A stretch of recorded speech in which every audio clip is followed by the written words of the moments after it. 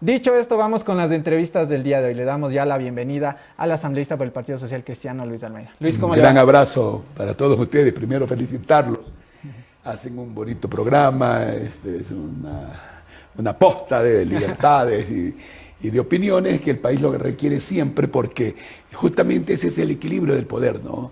Decir lo uno, decir lo otro, a veces es medio incómodo para determinadas personas, pero los que comprendemos que ese es justamente lo que necesitan las sociedades civilizadas como los Estados Unidos, Europa, donde hay un control de parte de la prensa, me refiero al poder político o también a los otros sectores, y eso le hace bien a nuestra democracia. Por eso los felicito. Muchas gracias por esas palabras, asambleísta.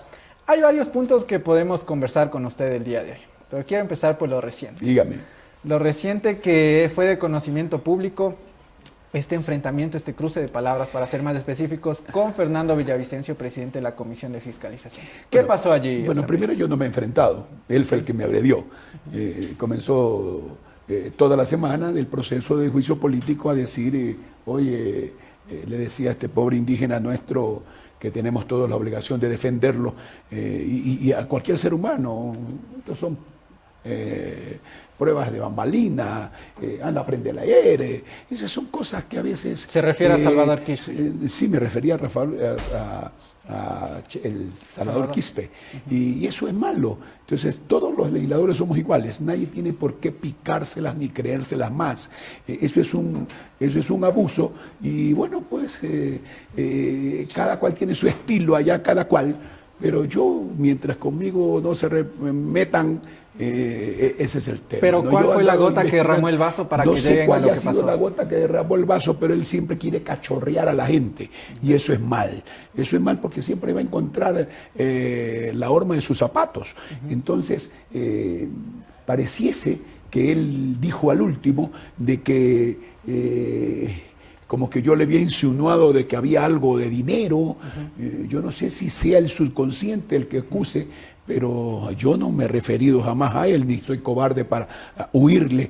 Pero lo sí que hubo hice, una acusación diciendo que... posterior, sí, pues. De ser pagado por la banca. No. Él me acusa de ser abogado de la banca. Yo le mandé los originales a Anderson y al señor Vivanco. El 1 y el 2, pero las grabaciones son reales. No es que él hizo cortar todo, pero yo felizmente tengo buenos amigos que me llevaron todas las grabaciones en el momento. Él me acusa a mí de yo ser mafioso. Claro, ese fue uno de los términos más fuertes que tuvo. Mafioso. ¿Quién es? Yo jamás he estado metido en estafas ni ninguna otra cosa. Y no le estoy diciendo a él que está metido en estafas, pero son cosas distintas. Yo creo que hay cosas más importantes en el país. Yo sí estaba preocupado de que el juicio lo vayan a tirar al archivo. Ahora felizmente ya no es comisión de archivo, pero alguien me decía, Dios quiera que no sea comisión de trance. Yo estoy defendiendo a la gente, mi querido amigo. En plena pandemia, yo infectado en marzo del 2020, nos comenzaron a cobrar por parte de la CENEL una serie de planillas altísimas, que la Posta inclusive hizo grandes trabajos, inclusive en algún momento entrevistó a mucha gente. Antes de pasar a ese tema que sin duda es de relevancia, solo para cerrar con el pleito, digamos así, con el señor Fernando Villavicencio. Que la provocó él, no yo. ¿Hay alguna manera de que ustedes dos puedan subsanar sus diferencias? Yo no tengo ninguna diferencia, solo que él aprenda a respetar a la gente, ¿no? Yo no tengo ninguna diferencia con nadie, yo soy un hombre respetuoso, no trabajo para nadie, yo soy un hombre libre, y eso en definitiva. Que él haga su estilo, es su estilo. Pero yo haré siempre lo que hay que hacer por bien del país. Yo soy un legislador que ha sido elegido gracias a la voluntad popular 7 veces. 7 veces, 2 suplentes y 5 principales. No ha de ser porque no me dedicaba a servir al país. He peleado con tigres inmensos, pero sin embargo a lo cual siempre he salido airoso porque he defendido los intereses nacionales. Y eso es lo que tenemos que hacer. Cuando usted estaba iniciando aquí la entrevista, por ejemplo, yo creo que es una equivocación terrible que se metan con la familia. Yo no creo que la señora esposa del presidente de la República tenga alguna inmoralidad, ni su hijo tampoco. El presidente, cree que no debían ser en un momento determinado endosó sus acreencias o sus fortunas, su trabajo bien logrado en su debido tiempo. Yo era director de un medio de comunicación y me envió la documentación. Y bueno, esa es una cosa. Pero los políticos estamos sujetos al control político. Pero y como los tanto familiares... tenemos que dar. Los familiares no. Okay. Vea usted, es injusto eso. Pero aquí hay cobardías en cierta parte del país. A mi hermana, por ejemplo. ¿Es cobarde lo que está haciendo la Comisión de Garantías Yo no estoy diciendo la Constitucionales? comisión. Hay cobardías en general. En general. Entonces yo creo que, por ejemplo, mi hermana Cecilia, ella no es la funcionaria de Contraloría, la votaron. Hace 15 días el señor dice que Contralor, subrogante, el subrogante, que no es el Contralor, señor porque Luis Almeida ha presentado una ley interpretativa para que él no sea ni representante de nada, porque nadie lo ha nombrado a él. Entonces, ¿qué hizo? Votar a mi hermana, votar a alguien que diga que es familiar mío o lo que sea. Eso son cobardías. Por ejemplo, hay la percepción de las tengo? personas, vemos o se ve, por ejemplo, al familiar de un asambleísta ocupando un cargo público y ahí empieza el cuestionamiento. ¿Hasta qué punto es justificable que el familiar o un familiar cercano a un asambleísta... Perdóneme, eso no puede ser. Las responsabilidades son personales. ¿Yo qué culpa tengo de que un familiar mío esté trabajando en tal sitio antes de? No puede ser, pues, mi amigo. O sea que yo no, porque yo soy legislador, no ningún familiar mío, ahijado mío o pariente mío puede trabajar. Pero eso es una cuestión incorrecta totalmente. Por lo tanto, yo creo que eso son cobardías. ¿Por qué desquitarse con la familia? Si la pelea o la investigación es con otra persona, más aún que el legislador tiene la atribución de hacer tipos de leyes que sean necesarias para el normal desenvolvimiento del Ecuador. Entonces, eso son cosas. O sea, yo creo que el legislador inclusive no tiene ni siquiera por qué prohibirle que consiga empleo. Si la gente, vea, en mi oficina, yo tengo una oficina en Guayaquil, oiga, 50, 60 personas me van a pedir, Lucho, no tenemos trabajo, no tenemos empleo, no tenemos tal. Vienen los municipios, la gente de los barrios, necesitamos tal obra. Nada de eso se puede hacer. Si es una cuestión incorrecta, lo correcto es ayudar. Lo incorrecto es que el legislador quiera cogerse eso para él. Pero los hombres honrados no permitimos hacer eso jamás. Entonces, por lo tanto, yo creo que ahí hay cosas por solucionar, cuando en el Ecuador creo que 8 de cada 10 personas no tiene trabajo en este momento, producto de la crisis que nos ha golpeado enormemente. Hablando ya en temas de legislación y en la coyuntura que va en la Asamblea Nacional, el juicio político al señor René Ortiz, el exministro de Energía, ya hay una recomendación a favor de la censura del exministro. Pero mucha gente dice, ya se fue, ya el señor no está en sus funciones. ¿Para qué sirve el juicio político precisamente hacia el exministro René Ortiz? Oiga, pero es que las sanciones tienen que haber siempre. Usted sí sabe cuánta gente ha quedado perjudicada en todo el país. En Guayaquil, 700.000 usuarios. En la provincia del Guayas, 1.300.000. En la costa ecuatoriana, a quien le tiraron todo el costo de subir, han quedado pues alrededor de casi 2 millones de usuarios. Ya, pero el juicio político no le va a devolver el dinero a la gente. No, perdóneme, señor. Sí, porque esa es una sanción de tipo política que va orientada a la investigación penal para que ese gerente arbitrario de CENEL que cobró y que exageró y que se autocontrató y que puso las compañías de ellos mismos a hacer la medición, la conexión, la reconexión y todo, y que no lo hacían, nos tenemos que quedar callados. Oiga, la posta ha peleado siempre por la gente. Por lo tanto, yo creo que lo justo es que se siga. ¿Para qué? Para que a futuro no se cometa. Ah, no, pero es que no me han devuelto. Es que sí no han devuelto una parte después de que la denuncia mía fue de la prensa, porque fue Diario Expreso, fueron ustedes, fueron las radios, fueron los canales de televisión, los que le dieron cobertura a la gente. Entonces, ¿qué se logra con eso? Con el decreto 74 que dictó el presidente de la República, que revisen aquello. Entonces, no podemos quedarnos callados. El presidente de la República, y le voy a mandar la grabación, dijo antes en plena campaña, 300 millones de dólares nos cobran en impuestos indirectos ilegales, porque exageraron la nota para cobrarle a los hogares ecuatorianos que ya estábamos pobres antes de la pandemia y que quedamos pues totalmente destruidos después de la pandemia. Recuerde usted que con esta pandemia tenemos una recuperación para 9 años. Terrible situación en nuestro país, mi querido amigo. En cuanto al tema del Ejecutivo que acaba de mencionar también, ¿qué mismo pasa con el Ejecutivo asambleísta? Por un lado, el presidente de la República da ciertas declaraciones diciendo, tengo listo el decreto de la muerte cruzada, solo tengo que firmarlo. Por otro lado, la presidenta de la Asamblea Nacional dice, no hay los canales de diálogos, pero en un tono mucho más conciliador. ¿Qué pasa Vea, con el amigo Ejecutivo? mío, yo soy un hombre mayor que usted. Estas amenazas vienen dándose hace muchísimo tiempo, ¿no? De que este gobierno siempre decían, pues, hay la muerte cruzada para que se vaya el uno y se asusten estos legisladores, y el otro para que siga gobernando. Vea, mi querido amigo, esta es una cuestión de equilibrios. Si hay la muerte cruzada, también se va el presidente de la República. Oiga, ni Correa se atrevió a hacerlo. Pero Ni tenía Correa. mayoría en la Asamblea.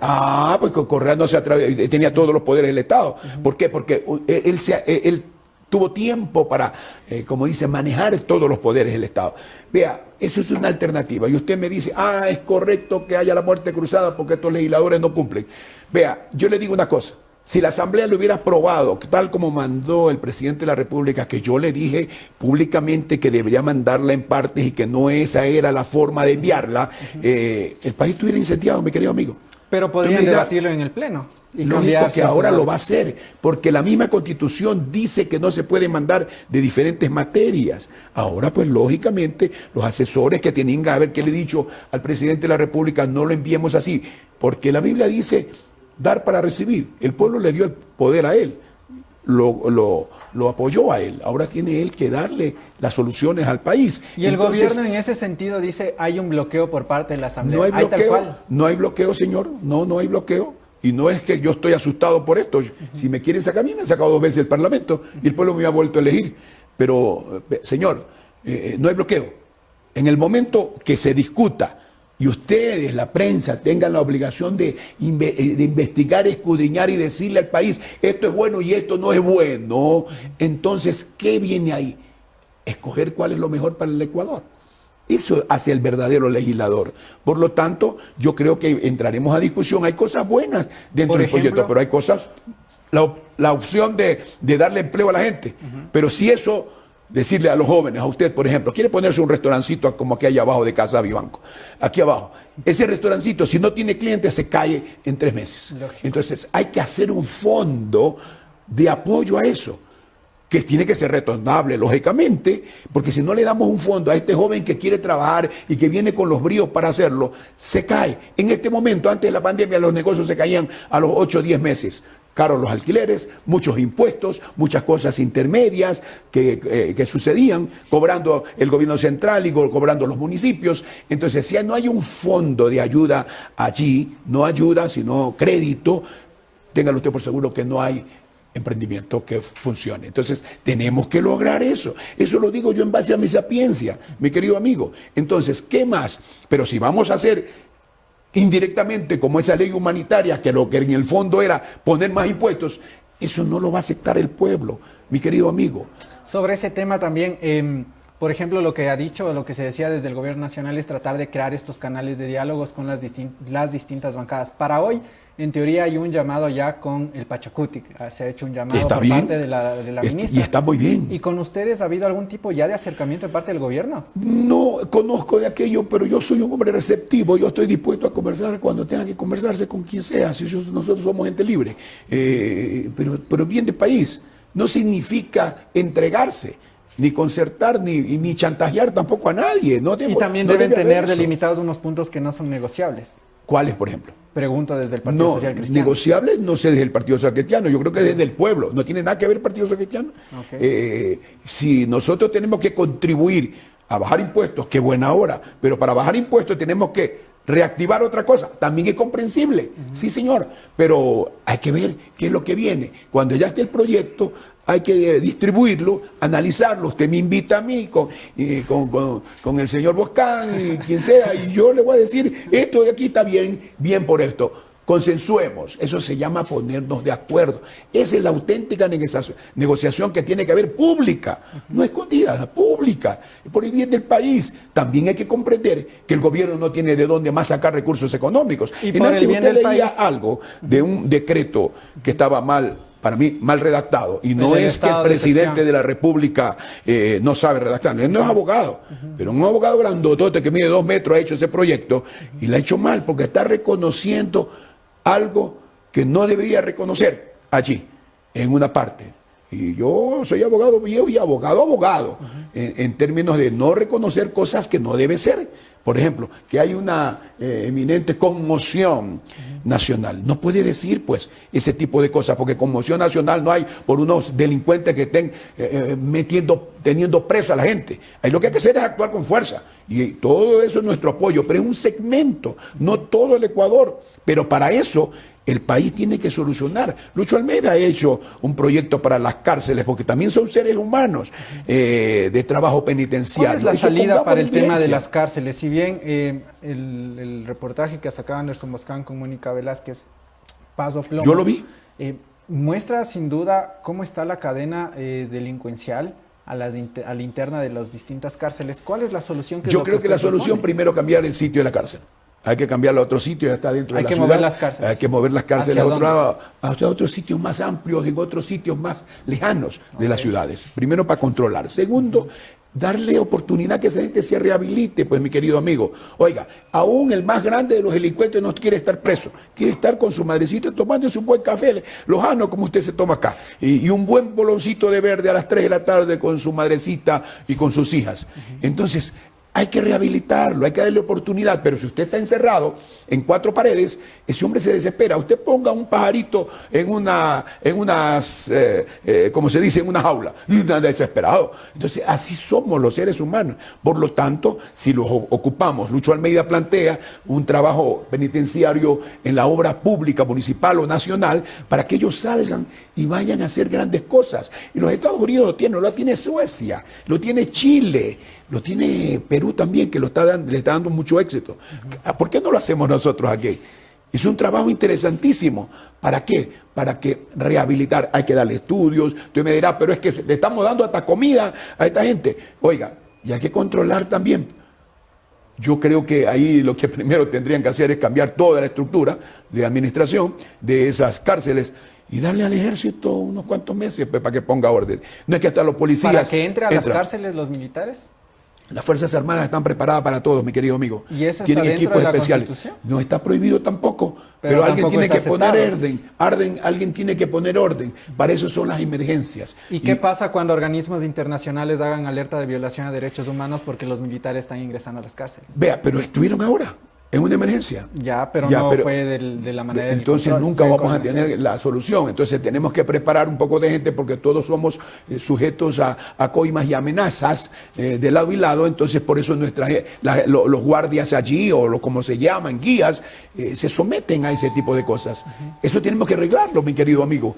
Entonces si no lo arreglamos, esto no camina por el bien del país. ¿Cuál es la solución en cuanto a los guías penitenciarios que son ínfimos ante la gran cantidad de chiquitos, con sueldos bajos? El otro día había hasta un militar entrando unas balas allí. ¿Quién mete todo esto? Están amenazados y todas estas cosas. Es grave la situación, muy grave la situación. Pero de la entrevista de la posta, tienen que sacar lecciones, porque mire usted cómo entra Anderson Boscan allá a investigar algo. Entonces, algo pasa, pero hay que dedicarse realmente a solucionar. No hay que matar a nadie, mi querido amigo, aunque han matado allí a gente inocente.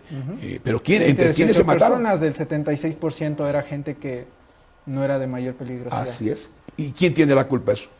La oficina central de ellos. ¿Por qué? Porque no puede estar presos la gente de menos delitos o delitos menores, mis cuidos todos. Aunque el señor Bukele los ha puesto todos para que se maten entre ellos. Esa es otra cosa, sin embargo, es otra cosa allá. Cuestionable totalmente, exacto. Esa es otra cosa. Volviendo al tema político asambleísta, desde el Partido Social Cristiano, por ejemplo, una de las declaraciones que daba el presidente de la República era este famoso triunvirato de la conspiración.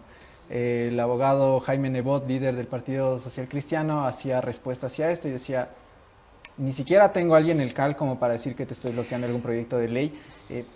A partir de estas declaraciones han mantenido conversaciones a la interna de la bancada y sobre ese tema. ¿Cuál es la línea de liderazgo que van a mantener a raíz de las declaraciones? Vea, mi querido amigo, primero yo creo que el gobierno no ha tenido línea política.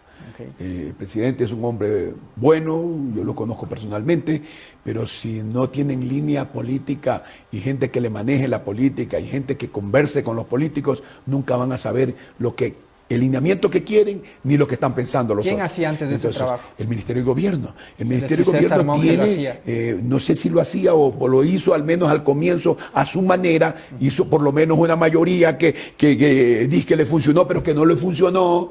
Entonces, ese es el problema. Los resultados se ven después. Tiene que haber gente que vaya a conversar con los sectores. Entonces, yo creo que el presidente debería tener un buen ministro de gobierno allí, que yo no digo que la señora que está allí es una excelente maestra, profesora, pero como ministra tiene que ser más, un mayor político actuante, hábil.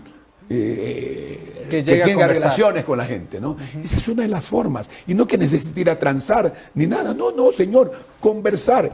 A veces son malas apreciaciones, mi querido amigo. Yo creo que en el caso concreto, el Partido Social Cristiano ni tiene ni representante, no nos dieron. Nos dejaron fuera. Nos barajaron, querido amigo. Eso es lo que dice la gente. Y esta vez que Bella Jiménez ha dejado un puesto en la vicepresidencia, ¿ustedes van a postular a alguien desde ustedes para tratar de llegar allá y tener un voto en el Inclusive cargo? a mí me han pedido que yo sea uno de los vicepresidentes, pero le toca a mujeres, porque es mujer, hombre, mujer. No es que la presidenta es mujer. Entonces, no, el partido no quiere presentar, aunque algunos compañeros por ahí ¿Pero dicen es que porque sí. no quiere o porque no tendrían los votos para? Los votos sí hay, los votos ¿Por sí parte hay. de quiénes? Sí, pues, no sé, yo no sé pues con quiénes, amigo, pero sí hay los votos. Pero claro, sé dice cómo- tenemos los votos, pero... Sí hay, pero el partido no quiere, es cuestión de decisiones partidistas. Yo soy partidario de que sí deba ponerse una buena candidata a vicepresidenta. Yo creo que el gobierno tiene derecho a poner, que no tiene, vea usted, el gobierno no tiene ninguno de los vicepresidentes puesto de ellos. Ellos Pero es entregaron porque todo. ellos han tenido en este primer pacto y decían que iban a valorar y sobre todo respetar ese pacto que hicieron con la izquierda democrática en Pachacuti. Entonces, por ejemplo, una de las declaraciones que daba Juan Fernando Flores Pero la era respuesta- que iban a apoyar a la candidata que ya presentó la izquierda Pero la democrática. respuesta es que no les dio éxito. ¿Sí se da cuenta? Entonces, ¿por qué no toman ellos esa vicepresidenta? ¿Qué le Yo parece el estaría perfil? dispuesto a votar por ellos, ¿vea? ¿Qué le parece el perfil de Yesenia Guamaní? No me diga eso porque ella es una buena chica, periodista, mi buena amiga personalmente, pero esto tiene que ver mucho con la estrategia general de lo que el gobierno quiera y de los grupos parlamentarios quieran, ¿no? Si el gobierno quiere cumplir con ese proyecto que tenía, está bien. ¿Y ustedes apoyarían o se abstendrían? No sé, todavía no nos hemos reunido para aquello, pero yo le quiero decir una cosa que debería poner el gobierno, que es lo correcto. Es lo correcto. El gobierno debería poner una vicepresidenta. Unes y ha ahí en dicho- ese caso yo sí le quiero votar. Unes que dice, a ver, Unes por- ha dicho que quiere poner un candidato, que dice que también ellos dice también que les tienen derecho. merecen por ser Nosotros mayor también tenemos cantidad. derecho a poner, pero el partido no quiere. Y no tenemos ni en el CAL ni en el otro lado. Sin duda. Y por ejemplo, si es que se llegan a postular estos dos, por parte de UNES y por parte de Izquierda Democrática, ¿con quiénes pensarían irse ustedes? Veamos, todavía no hay una decisión. Yo de todas maneras, si usted me pregunta como político, yo diría que el gobierno debe poner. Ok. Ya hay un llamado desde la presidencia de la Asamblea Nacional para sesionar sobre este tema y tratar ya de elegir a la segunda vicepresidencia. Todavía no, pero todavía hay tiempo. Yo creo que hay que seguir trabajando enormemente. El país merece actuaciones favorables en favor de esto. El país quiere que cambiemos la cosa. Habemos gente que sí estamos y que sabemos lo que hay que hacer. Por lo tanto, yo creo que lo fundamental ahorita es reactivarnos económicamente. ¿Qué podrías recomendarle al presidente de la República, a Lucho Almeida, al presidente de la República? Él lo dijo en campaña, lo dijo con nosotros. Vea, aquí tenemos que reactivar el empleo, el trabajo. Hagamos rápido una inversión en hoteles, que venga la inversión extranjera, que venga todo el mundo. Crear centros libres de impuestos en la zona de esta linda zona que va de Santa Elena hasta Manabí, en la cual el presidente dijo, ahí vamos a hacer grandes hoteles que vengan por 20, 30 años en inversiones. Eso hagamos y que se vengan ahí. Y allí hay que hacer un centro bancario, pero para garantizar la inversión para todos ellos, como una especie de aduana libre, donde haya inversiones reales, arriba ¿cómo es que se llama? En Arenillas, podríamos hacer un segundo, y otro en Guayaquil, para que venga la inversión. Tenemos que traer la inversión. Si no hay inversión, entonces esos grandes hoteles acá van a traer mucho turismo, pero hay una prohibición, porque aquí prohibieron pues que haya casinos. Ese es el problema. Entonces, ¿Deberían abrirse otra vez? yo creo que sí. Oiga, Estados Unidos tiene grandes ciudades para eso. Las Vegas, oiga, entran miles y miles de millones de dólares de otros países allá. ¿Por qué no podemos hacer? Y en la situación actual, ¿cómo llamar a la gente que venga hacia el país cuando, por ejemplo, Estados Unidos y Canadá han recomendado a sus ciudadanos que no vengan al Ecuador por el tema de inseguridad? Por la culpa de nosotros, porque no supimos en el momento actuar.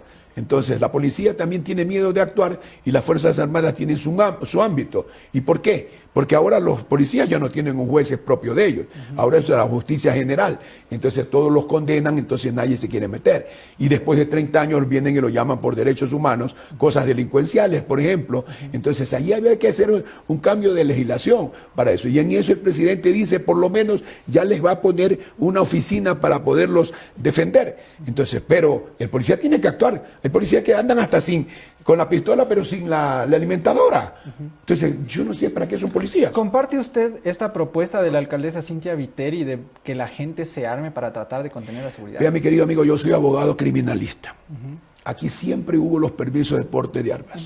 ¿Para quiénes? Para los negocios. Si ese banco hubiera tenido, o si el almacén que le robaron el otro día, hubiera tenido 2 o 3 guardias allí, no le hubieran robado. Guardias, Esto pero es no las personas. Disuasivo, tienen guardias, pero solo con tolete. Disuasivo. Entonces, es de una u otra manera defensivo. Entonces, yo creo que sí debe darse los permisos. Ahora, solo se da para ganaderos, pero deberían dar para negocios, mi querido amigo. De esa manera, el delincuente sabe, no, ahí hay 10, 15 armas, no puedo meterme. Entonces, ya sabe que no puede entrar. Entonces, se evita eso. Y se evita en bien. Entonces, evitamos de otra manera que muera gente inocente. El restaurante donde el niño falleció, que el policía para mí no es culpable, porque el niño sale corriendo. Tampoco el niño es culpable, pero el delincuente estaba apuntando y disparando. El policía tenía que actuar y actuó. Entonces, esa es la situación. Si hubieran ido un guardia afuera, el incidente no hubiera sido adentro, sino afuera. ¿Sí se da cuenta? Y no hubiera podido entrar, porque el guardia lo hubiera detenido o al menos hubieran evitado, porque hay otro guardia al frente, se hubieran juntado. Entonces, todo eso tiene sentido. Algunos, inclusive hasta de las Fuerzas Armadas, decían, no, no se puede agarrar. Oiga, Chávez quitó las armas a la gente, hasta las compró. Pagaban por una pistola hasta $3,000. ¿Para qué? Para desarmar, que la gente no se alce contra el gobierno. Pero aquí no es que nadie se está alzando contra el gobierno. Aquí es combatiendo e evitando la delincuencia. Siempre hubo los permisos y siempre hay los permisos. Lógico, esto no le vas a dar a diestra y siniestra a todo el mundo, sin duda. Pero un hombre, por ejemplo, que transporta dineros y que va a pagar a su empresa, debe tener una defensa. Defensa, no ataque, para defenderse. Y la gente sabe que no puede utilizar esa arma tampoco a diestra y siniestra, porque allí le registran la bala. El proyectil es registrado. Y usted me dirá, ¿cómo lo hacen? La ciencia sí, pues lo hace. Entonces, si la pistola sale del señor tal, del señor Jaramillo, el señor Jaramillo, esta es la pistola, entonces esa pistola sabemos quién lo mató inclusive. ¿Sí se da cuenta? Como para ir cerrando, asambleísta, 3 últimas consultas respecto al tema que estábamos hablando. Usted mencionaba en un inicio el rol de la prensa. Sí. Destacaba, por ejemplo, uno de los trabajos de Diario Expreso, también dentro de las menciones que realizó. En ese sentido, Diario Expreso ha hecho una minuciosa investigación hacia la alcaldesa de Guayaquil, Cynthia Viteri. El tema de aromaterapia, el tema de los contratos en los murales. Allí también la prensa es favorable, o sobre todo hace un buen trabajo la prensa cuando está investigando a alguien de los suyos. Yo soy, no, mi amigo, yo no soy sectario. Quiero que sepa que yo no dejé de ser celoso a los 26 años y sectario igual. Vea, ese es el equilibrio. Si no hubiera habido esa denuncia, no se mejor. Si no hubiera habido la denuncia, las reclamaciones de los parques, no se hubieran ido a mejorar los parques. Pero entramos y salimos de un problema, de una pandemia, en la cual el municipio de Guayaquil, yo fui concejal, perdimos más de 150 colaboradores de primer nivel que dirigían operaciones allí. ¿Qué le parece la administración de la alcaldesa? Yo creo que todavía tiene mucho por hacer. Pero yo creo que Expreso ha tenido razón en términos también del traslado de la reclamación ciudadana. Y la alcaldesa, como es lo lógico, ha dado respuestas. ¿Qué cosa buena hicimos, por ejemplo? Lucho Almeida propuso hacer el hospital, que ahora hay una reclamación de $22 millones, pero nosotros lo expropiamos, el hospital bicentenario que le llamaron. Fue idea mía. ¿Para qué? Para poder solucionar cosas. Ese es un gran hospital. Deberíamos tener más hospitales. Deberíamos ¿Cuáles tener son los errores que universidades. ha cometido la administración de Cynthia Viteri? Yo no le puedo decir porque ya no estoy ahí adentro. Yo lo que creo que hay que aprender a escuchar más y trabajar más. Más trabajo, más profundidad. Tiene un buen corazón para hacerlo, pero que lo haga. Vamos adelante. Es una ciudad muy grande que reclama y que estamos atrasados por producto de la pandemia. Acuérdense que ella se infectó también. En ese momento me infecté yo. Su familia, su esposo casi se muere, estuvo en la clínica varios días.